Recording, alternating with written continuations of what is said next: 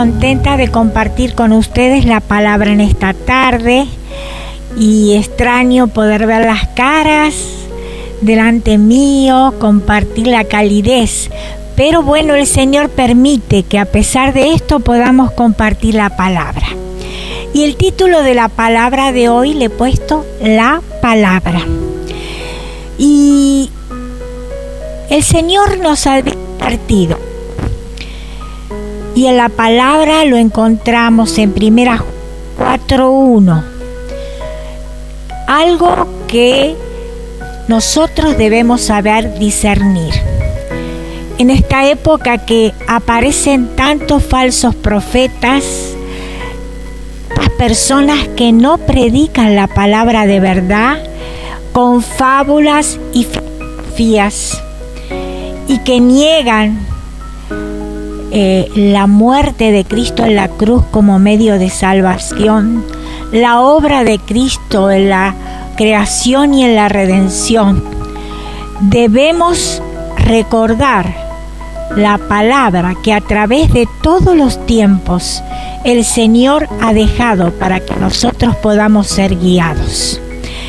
Y en 1 Juan 4:1 leemos: queridos hermanos, no crean a cualquiera que pueda estar inspirado por el Espíritu, sino sométalo para ver si es de Dios, porque han salido por el mundo muchos falsos profetas.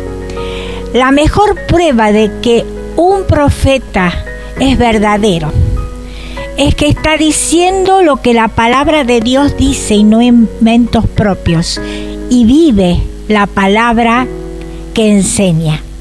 Y el Señor Jesús también nos advirtió en Mateo 7, versículos 15 y 16. Cuídense de los falsos profetas. Vienen a ustedes disfrazados de ovejas, pero por dentro son lobos feroces.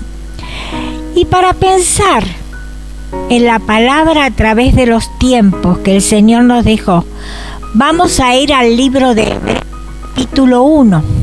Libro de Hebreos capítulo 1. Y ahí vamos a encontrar como un recopilado de toda la obra de la palabra de Dios a través de los tiempos. Y dice así, vamos a leer los primeros 2 versículos primeramente.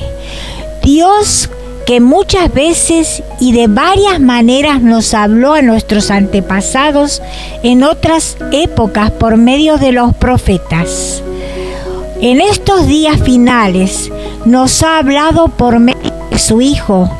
A este lo designó heredero de todo y por medio de él hizo el universo. Cuando nosotros vamos al Antiguo Testamento vemos todos los profetas que hablaban y anunciaban que iba a venir el Mesías. Este libro de Hebreos se llama Hebreos porque fue escrito en el primer siglo, más o menos en el 64-65, los hebreos creyentes, para los hebreos mesiánicos que les llamamos, aquellos que han aceptado que Jesús era el Mesías. Y ellos estaban perturbados por toda la persecución que estaban viviendo. Y los que no aceptaban a Jesús querían confundirlos. Entonces esta carta se escribió. No sabemos quién la escribió. Algunos dicen que la escribió el apóstol Pablo. Pero sabemos que tiene un idioma, un griego perfecto para nosotros, digno del mayor poeta de aquella época, dice el comentarista Barclay. Y entonces podemos leer esta hermosura. Y acá nos cuenta que a través de todo el Antiguo Testamento el Señor nos venía anunciando que el Mesías, Jesucristo, el Cristo, iba a venir. ¿Y a qué vino?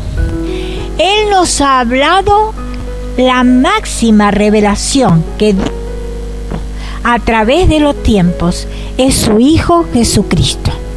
Y acá nos dice que su Hijo Jesucristo fue designado heredero de todo. ¿Y qué es todo? Es el reino. El reino es perteneciente al Rey de Reyes y Señor de Señores, que reinará por los siglos de los siglos. Y Él, ¿no es cierto?, por medio de Él, dice que fue hecho el universo. Cuando nosotros vamos a Génesis, encontramos el verbo hagamos al hombre a su imagen y semejanza. Y la palabra y lo creó.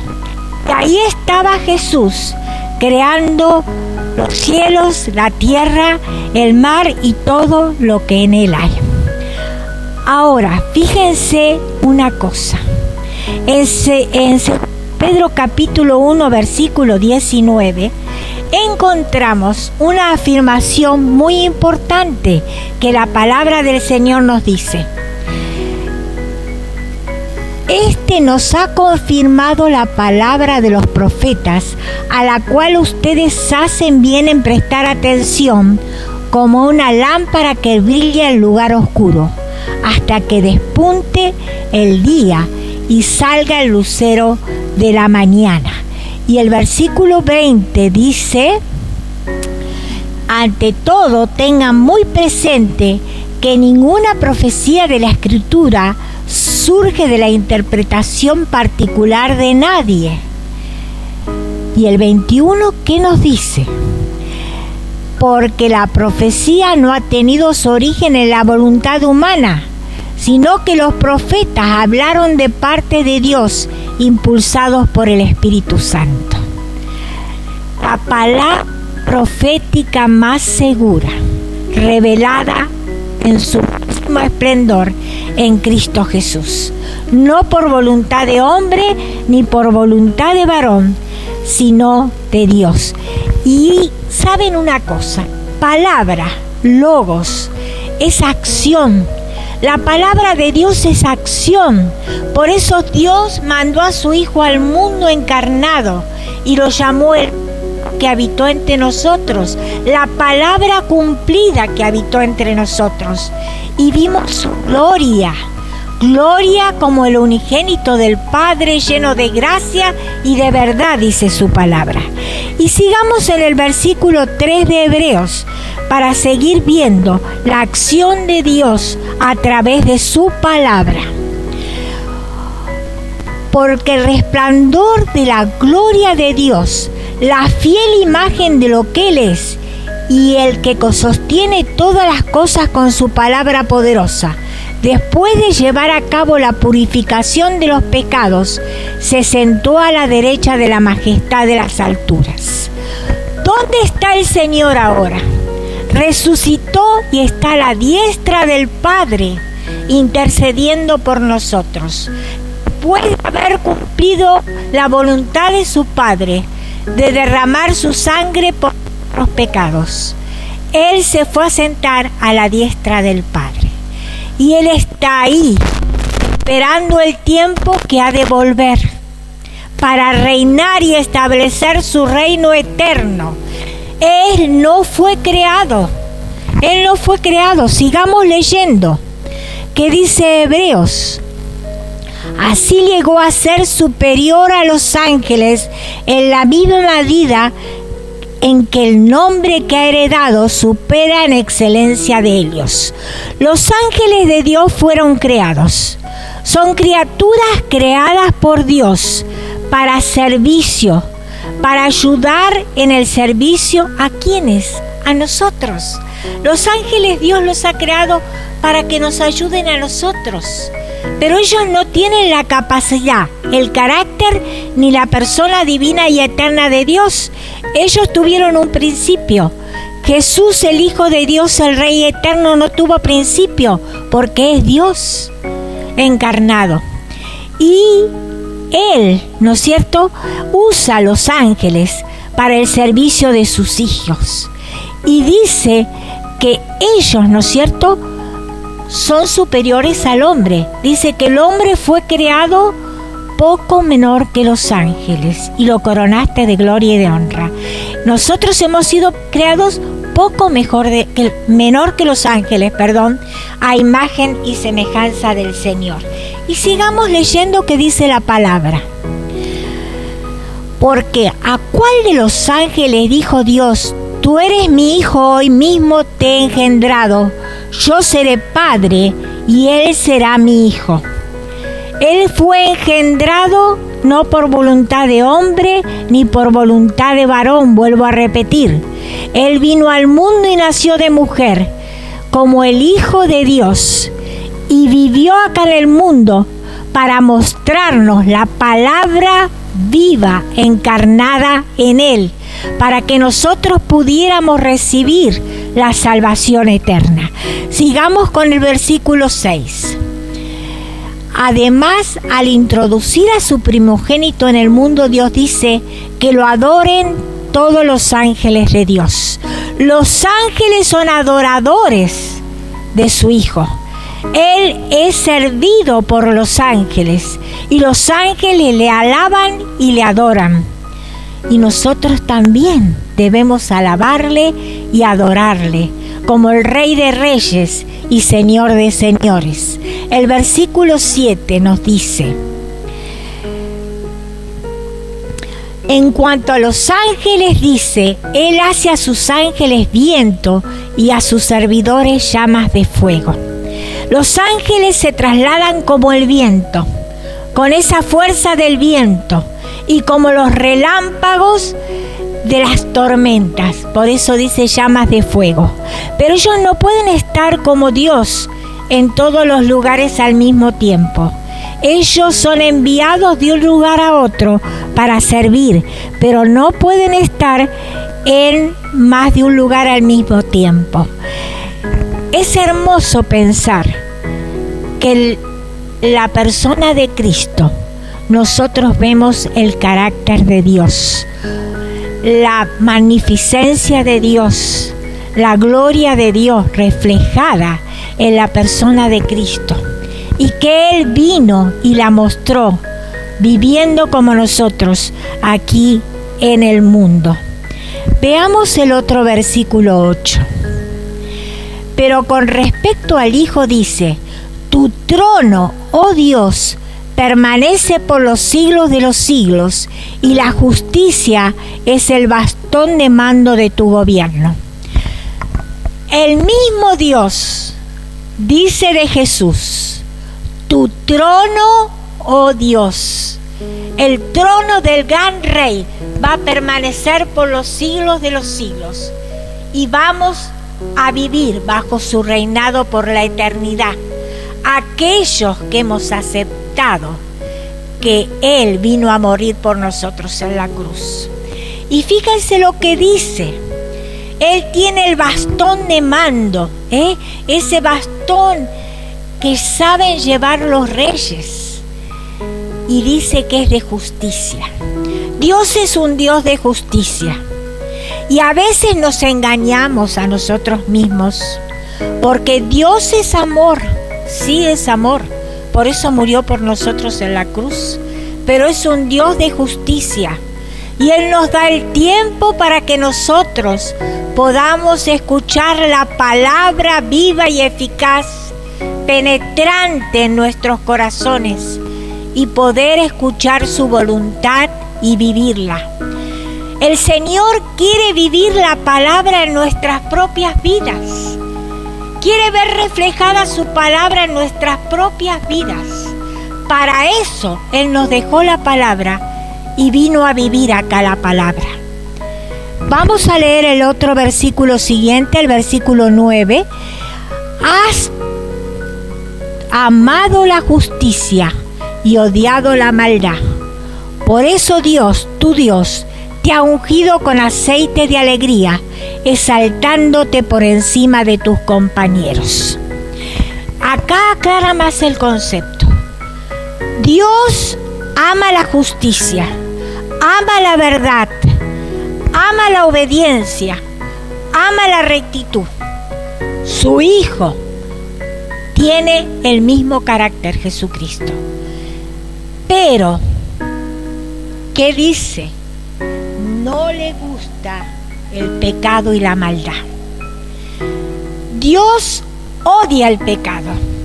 Dios aborrece el pecado, pero ama al pecador, ama al pecador y por eso lo llama para arrepentirse y vivir ungido, limpio por la sangre de Cristo y ungido por el óleo que ese rey ha recibido. Vamos a leer el otro versículo. Ese aceite de alegría con el que Dios ha ungido a su Hijo, ese aceite de paz, podemos recibirlo nosotros en nuestro corazón, podemos vivirlo nosotros, podemos ser ungidos con ese óleo bendito. También dice, tú, oh Señor, en el principio pusiste los cimientos de la tierra y el cielo, y es obra de tus manos. Sigamos leyendo. Ellos perecerán, pero tú permaneces para siempre. Se desgastarán como vestidos. Los doblarás como un manto y cambiarán como ropa que se muda. Pero tú eres siempre el mismo y tus años nunca acabarán. Todo esto nos dice la palabra. Todo este mundo que a nosotros nos parece hermoso, maravilloso. Los atardeceres, los amaneceres, la nieve, el sol, las estrellas. Todo va a ser destruido. Todo perecerá. Pero la palabra del Señor permanece para siempre, porque sus promesas son cumplidas. Y el Rey de Reyes y Señor de Señores será eterno y reinará por los siglos de los siglos. Y nosotros resucitaremos para reinar con Él. Dice que eres heredero del reino, y nosotros sus hijos somos coherederos con Él. Dice la palabra del Señor. Qué maravilla que es la palabra de Dios y qué promesas nos da para nuestra vida. La palabra restaura. La palabra nos unge con paz y justicia. La palabra da vida nueva. Ese óleo bendito que puede ungirnos el Señor puede darnos una vida maravillosa llena de paz. Eso es lo que quiere Dios para nosotros a través de su palabra. Quiere que vivamos en justicia, en paz y alegría. Pero eso depende de lo que nosotros decidimos. Y vamos a leer por último este versículo. ¿Cuál de los ángeles dijo Dios jamás: siéntate a mi derecha hasta que ponga a tus enemigos por estrado de tus pies? Cuando Él venga a reinar, reinará por siempre. Y el enemigo, el mayor enemigo, el diablo, será vencido perpetuamente. Y todos aquellos que han rechazado la palabra irán a morar con Él. Dios da muchas oportunidades. Y el Verbo fue hecho carne, dice Juan 1:14, y habitó entre nosotros. Y vimos su gloria, gloria como el unigénito del Padre, lleno de gracia y de verdad. La palabra es la verdad. Y hoy Dios quiere darte la oportunidad que la escuches y que la aceptes. Que seas ungido con el óleo de paz, con el óleo de amor, y que puedas disfrutar de ese reino maravilloso que está cerca. Cercano está Jehová, cercano está el Señor a todos los que le invocan y le evocan de veras. Si vos invocás al Señor con verdad, sintiendo en tu corazón que quieres participar de ese reino, Él va a escucharte y Él va a hacer la obra de restauración. Esos trapos viejos que serán destruidos son como los trapos viejos que están en tu vida en este momento y que podés sacar y desechar. Y Dios pone vestiduras nuevas, resplandecientes en tu vida para gozar en plenitud. Dios quiera que hoy podamos todos estar dispuestos a recibir esa palabra y gozarnos en el reino venidero con Él. Amén.